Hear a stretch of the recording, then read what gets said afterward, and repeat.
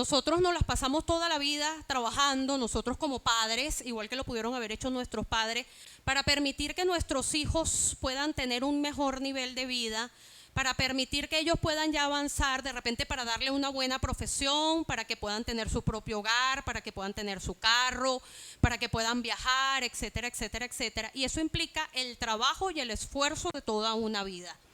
Pero la Biblia nos habla de otro tipo de herencia, que es la herencia espiritual o el legado, que es algo mucho más interesante, que es algo que tiene más poder y que dura eternamente y puede durar de generaciones en generaciones.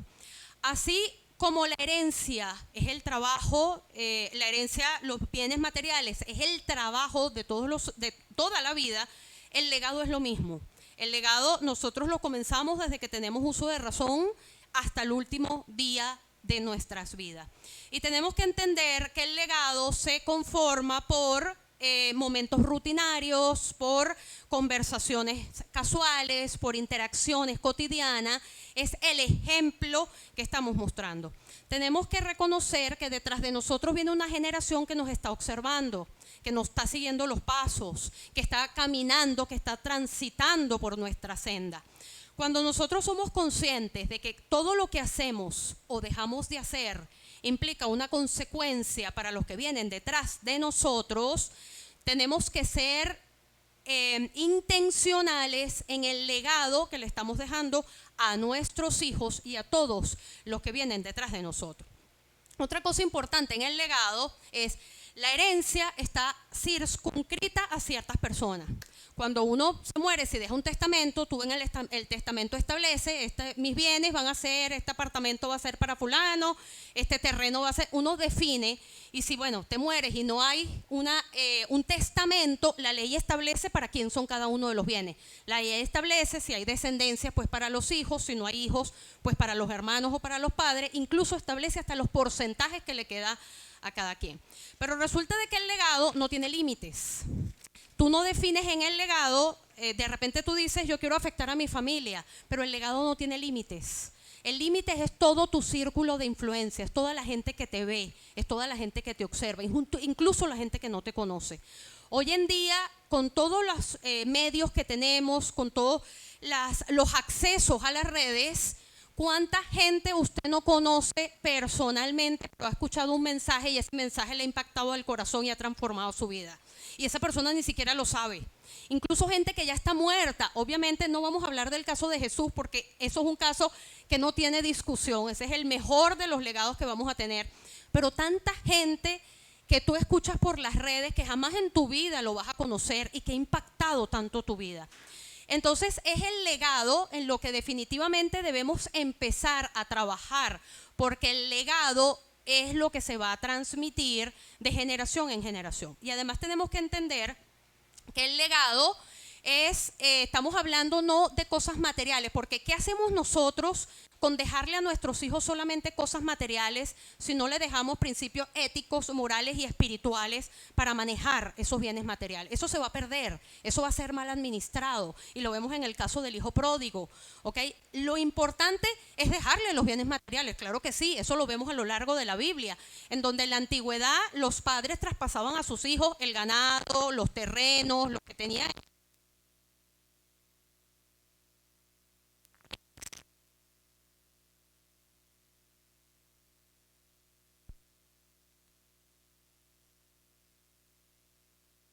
Y de dejarles principios sanos, ¿ok? Y útiles para su vida. ¿Qué es lo que estamos haciendo con el legado? Con el legado le estamos dando herramientas a nuestros hijos y a los que vienen detrás de nosotros en términos generales para enfrentar su vida futura, para poder tomar decisiones, para poder enfrentar los problemas que se le puedan presentar en la vida.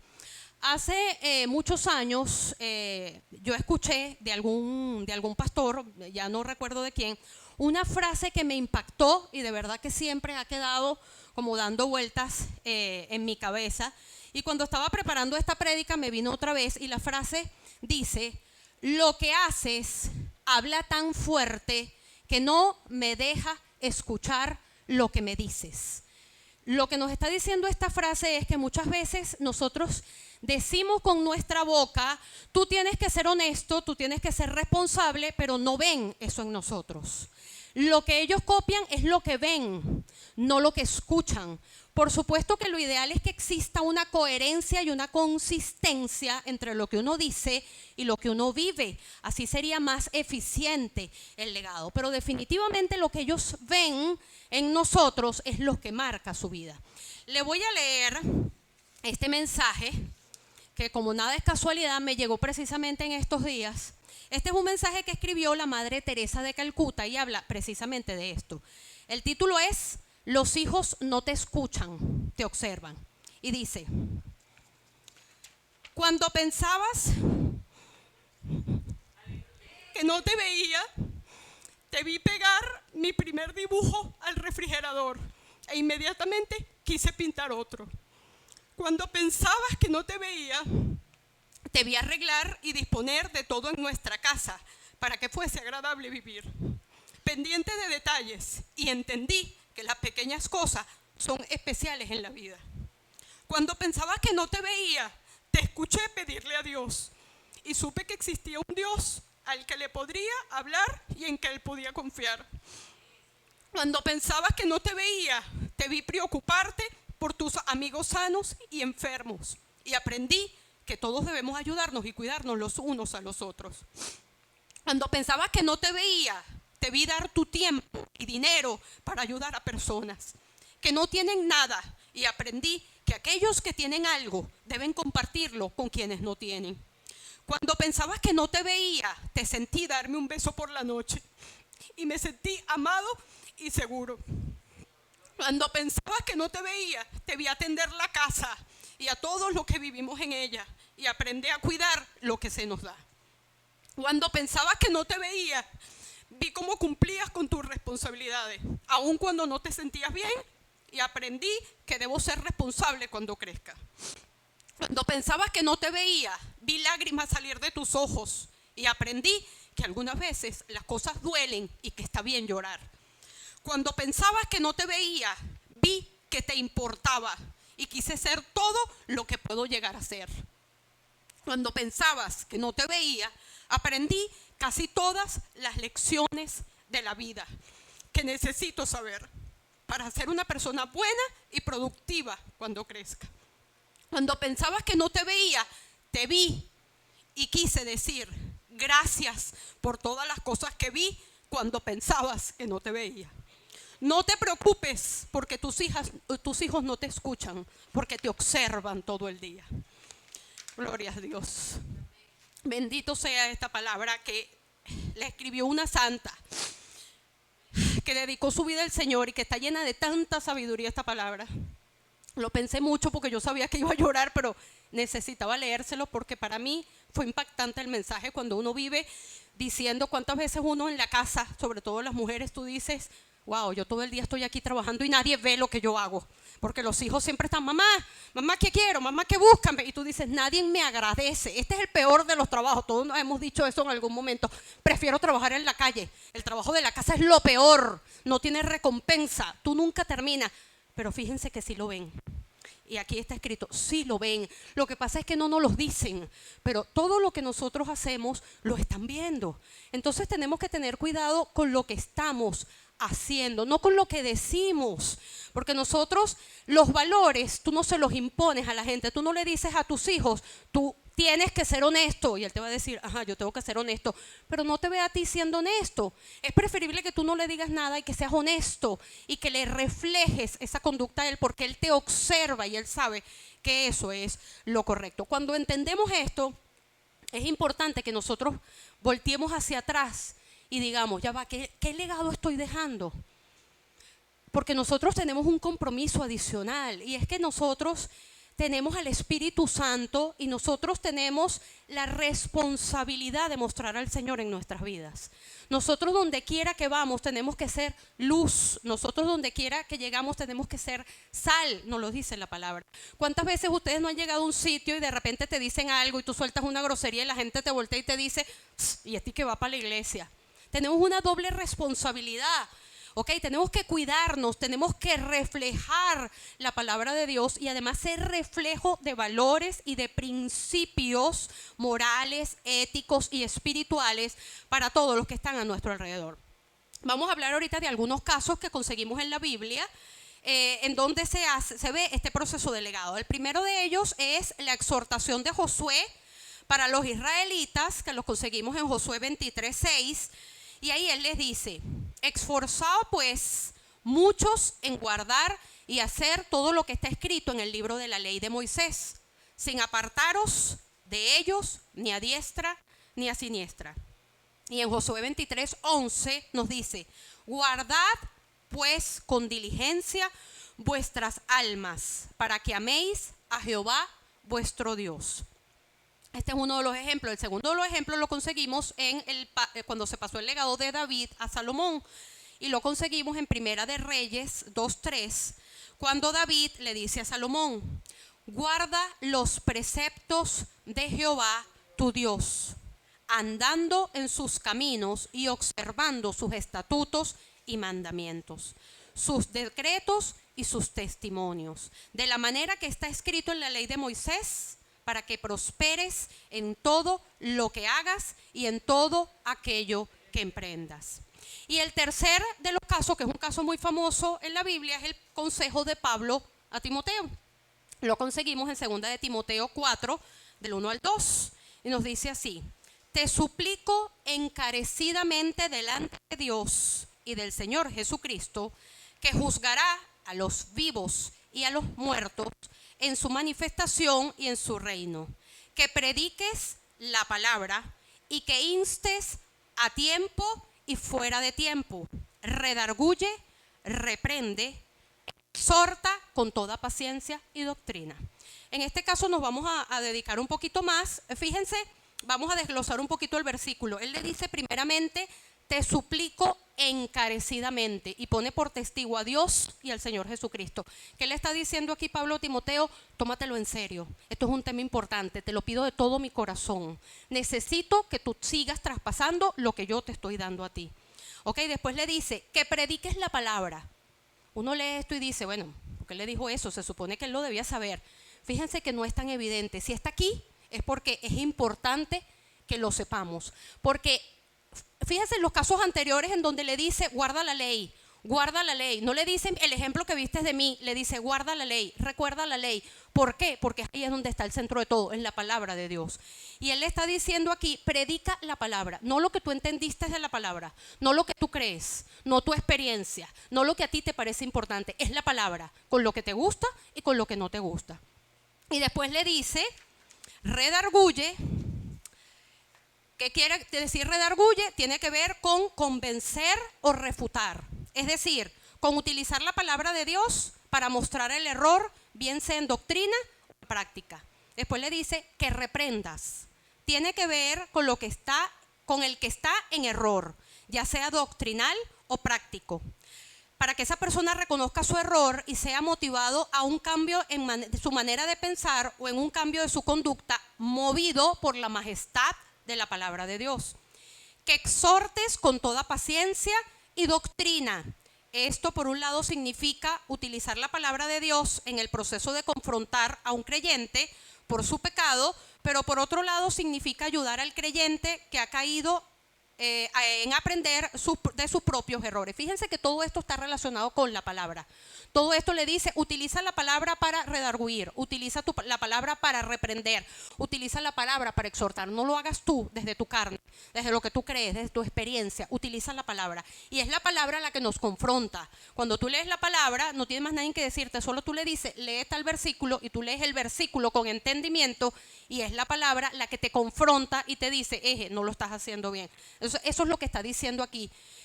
¿Cómo debemos transmitir el legado? Tú debes transmitir el legado utilizando la palabra de Dios, y que sea la palabra la que vaya adelante y la que te vaya abriendo camino en lo que tú quieres decir.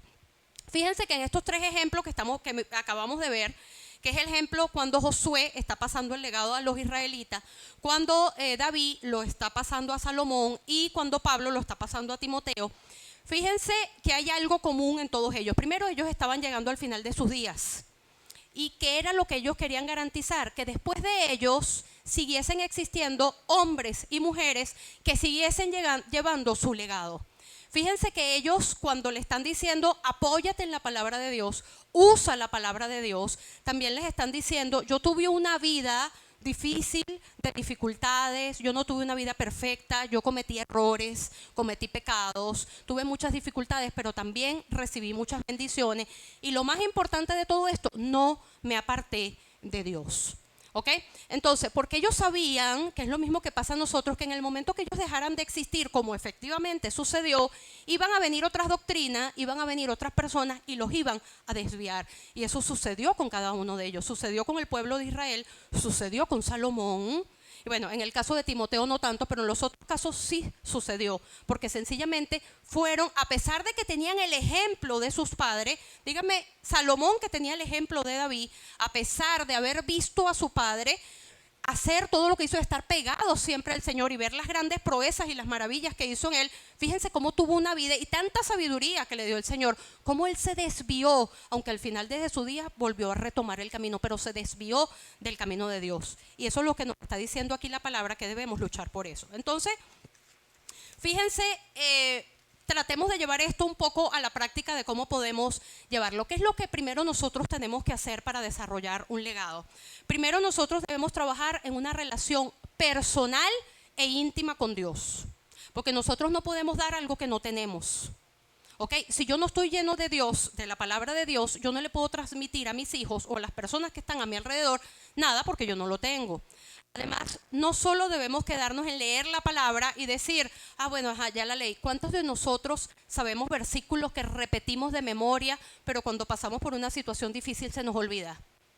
¿Ok? Él dice, no solo tenemos que leerlos, tenemos que vivirlos, porque eso es lo que ven nuestros hijos cuando nosotros vivimos la palabra. Nosotros no hacemos nada diciéndole a nuestros hijos, el Señor está contigo, va contigo como poderoso gigante, Él te va abriendo camino, pero Él te ve a ti que en lo que pasa por una situación así, te echas a llorar, te tiras a morir, dices, Dios se olvidó de mí. O sea, tenemos que vivir, no solo leer. Yo creo que es mejor que nos sepamos menos versículos de memoria y que los pocos que nos sepamos los vivamos, porque a veces recitamos la palabra como quien recita una receta y no la sabemos de memoria, y qué fácil somos para decirle a los demás, ay, Dios está contigo, Dios te apoya, Él te tiene tomado de su mano, pero cuando somos nosotros, ¿cómo se nos olvida todo eso? Debemos aprenderlo y repetírnoslo cada vez que nosotros pasamos por esa situación. Ahora, ¿cómo desarrollamos esa relación con Dios? Lo primero que tenemos que hacer es entender cuál es el propósito o el llamado que el Señor tiene para nosotros. Eso se va a conseguir solamente en comunión con el Señor. Tú entras en esa comunión y entiendes cuál es el propósito, cuál es el llamado que tiene el Señor para ti y trabajas en función de eso. Lo segundo que tienes que hacer es que tienes que entender cómo te ve la palabra, qué dice Dios de nosotros, y debemos vivir la palabra como Dios dice que tenemos que vivir, porque muchas veces eso también se nos olvida. Él dice que debemos vivir de victoria en victoria y nosotros vivimos derrotados todo el tiempo. Tenemos que apropiarnos de eso que nos está diciendo el Señor en su palabra.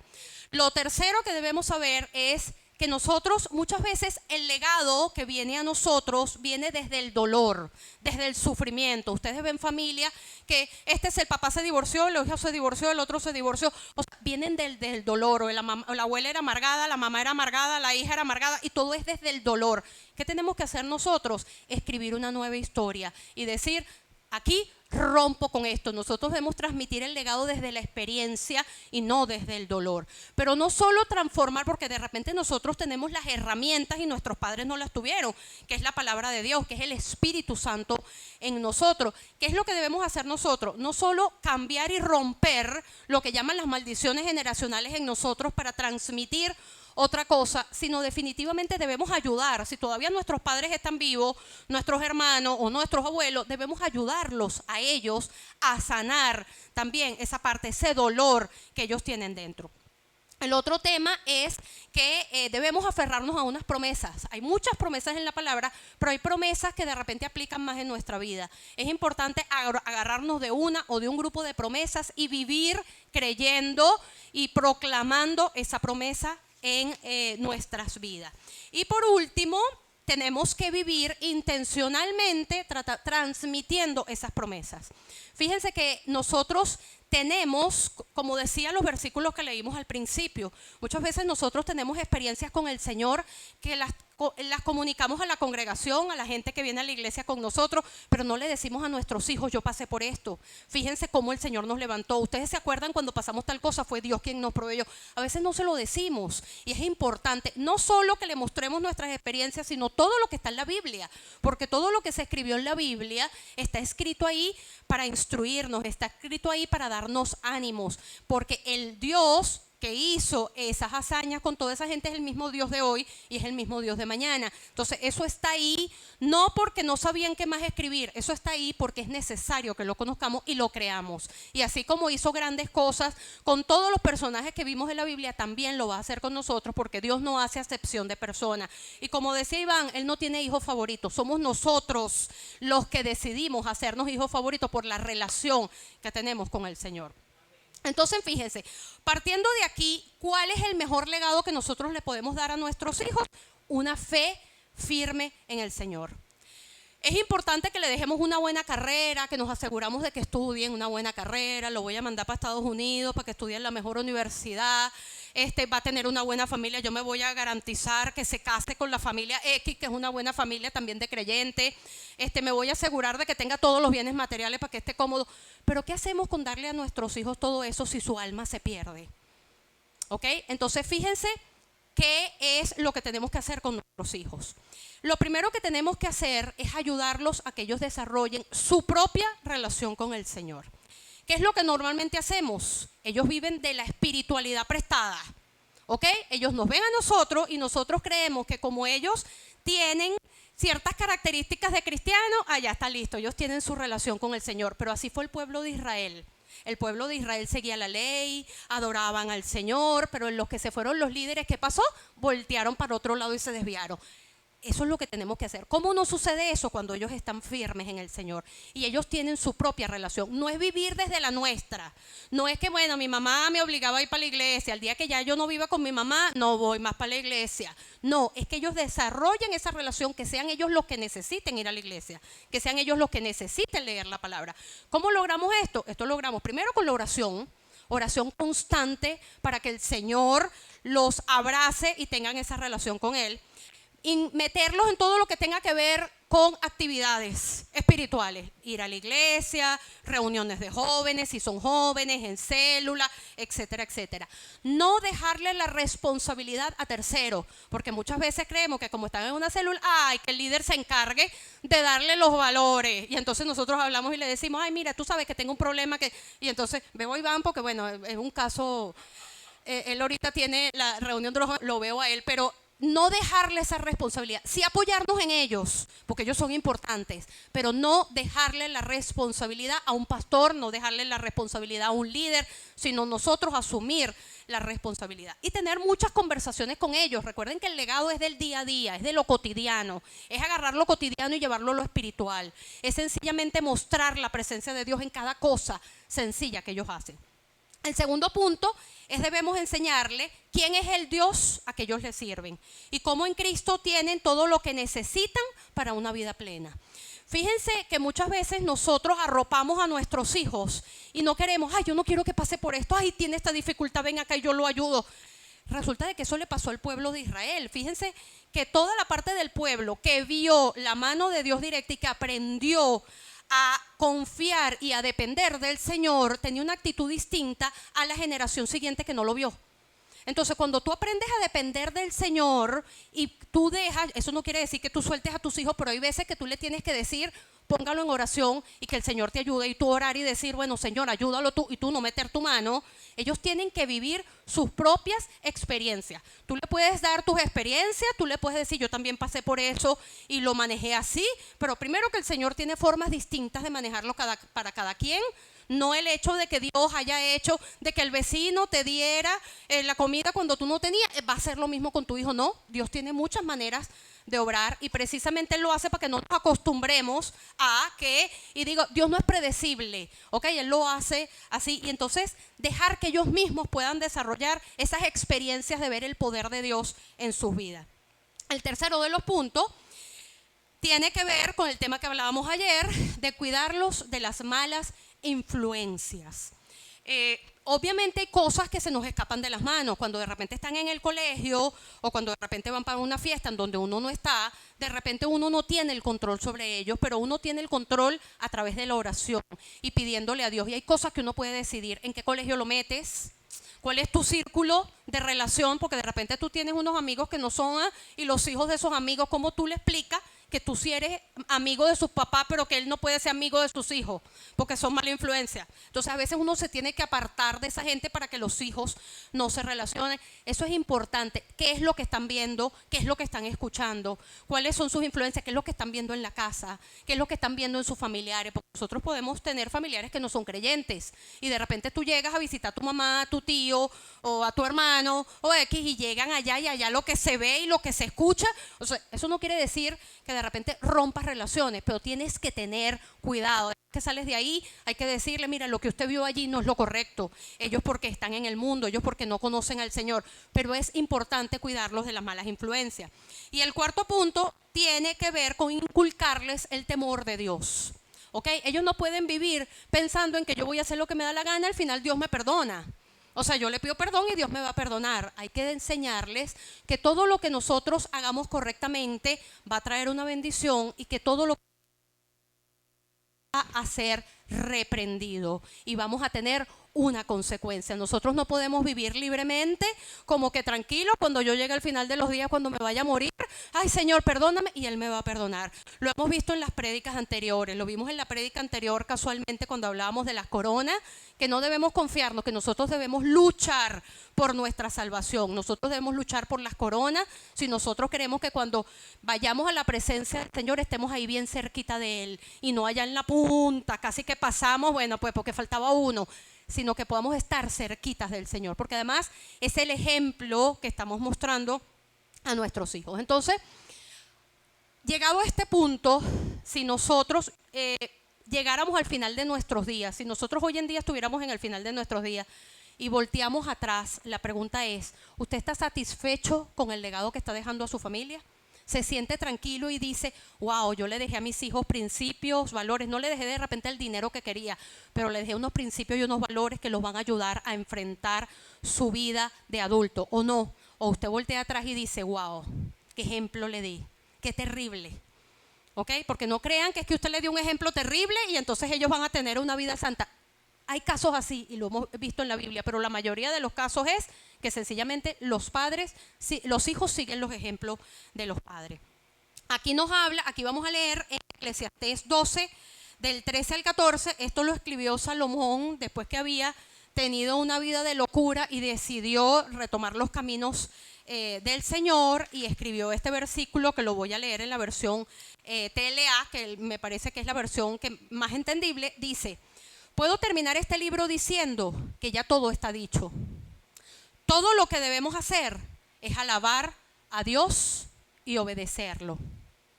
Un día Dios nos llamará a cuentas por todo lo que hayamos hecho, tanto lo bueno como lo malo, aunque creamos que nadie nos vio hacerlo.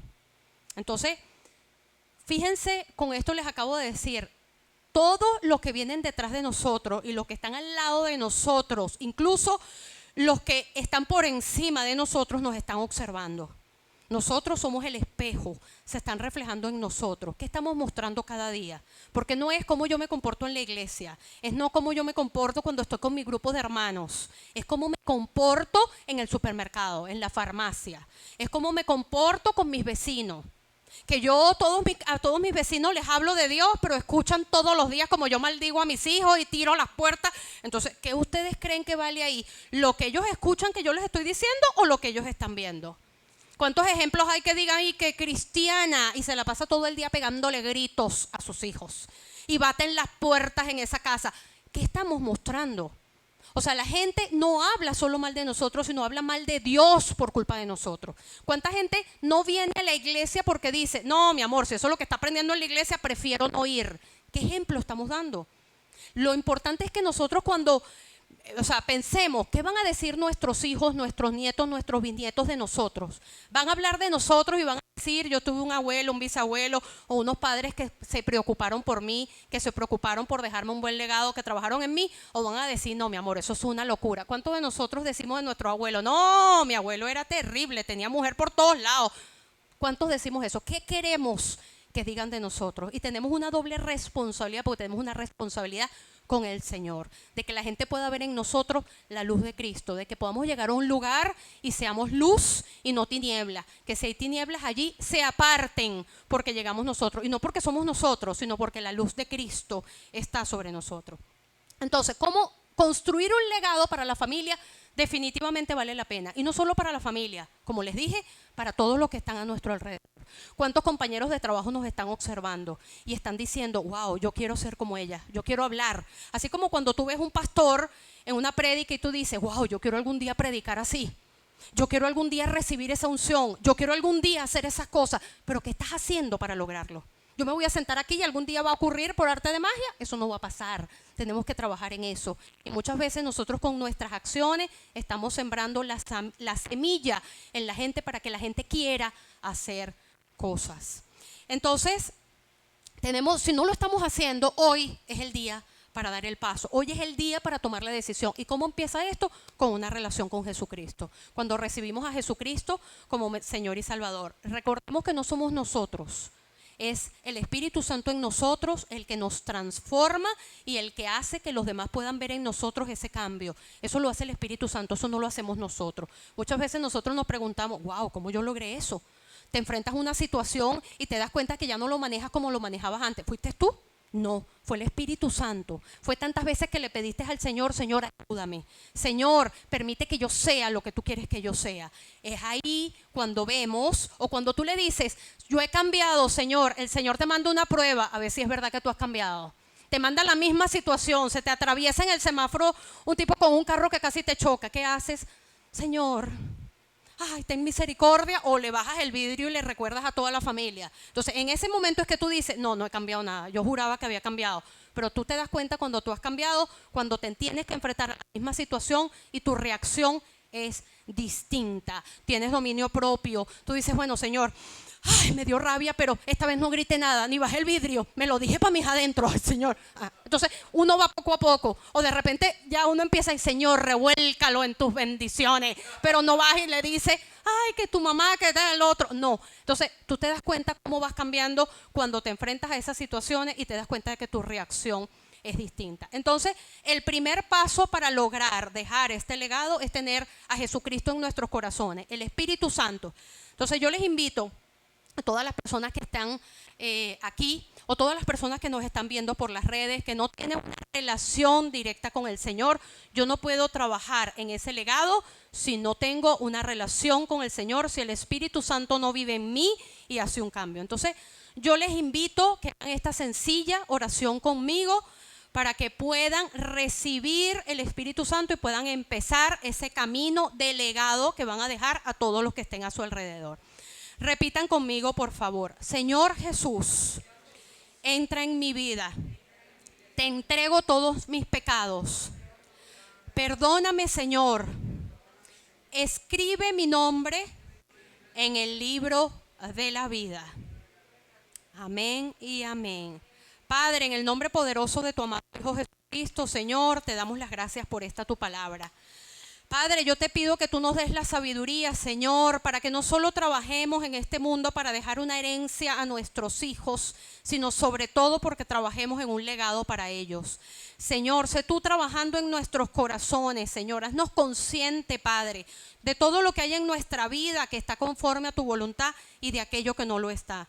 Yo te pido, Señor, que tú nos des primeramente la sabiduría y el discernimiento a nosotros, Padre, para poder entender tu palabra y para poder vivir tu palabra. Ayúdanos a ser un reflejo tuyo, y todo aquello que esté en nuestra vida, que no esté conforme a tu voluntad, yo te pido que nos hagas consciente y lo quites de nuestro corazón.